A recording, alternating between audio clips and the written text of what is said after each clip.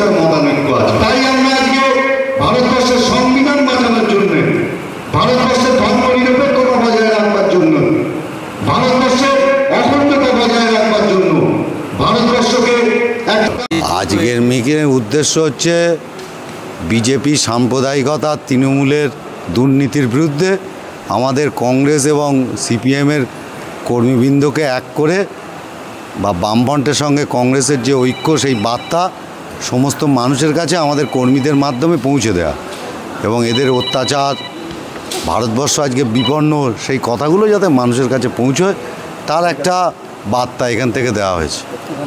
আমাদের সেই সঙ্গে সঙ্গে আমাদের প্রার্থী নিরাপদ সর্দার, যাতে আমাদের বামফ্রন্ট এবং কংগ্রেসের প্রার্থী নিরাপদ সর্দার যাতে জেতে, সেই বিষয়টাও আমরা আজকে আমাদের কর্মীদেরকে বলেছি, যাতে বামফ্রন্টের এবং কংগ্রেসের প্রার্থী নিরাপদ সর্দারকে যাতে এগিয়ে নিয়ে যাওয়া যায়, তার হয়ে ঐক্যবদ্ধভাবে লড়াই করা যায়, সেই বার্তাও আজকে আমরা দিচ্ছি। প্রত্যেক মানুষকে তার আত্মসম্মান বিকিয়ে দিয়ে তাদের হয়ে করার জন্য বিভিন্ন জায়গায় বিভিন্ন ক্যাম্প করছে, কখনো ভয় দেখাচ্ছে, কখনো লোক দেখাচ্ছে।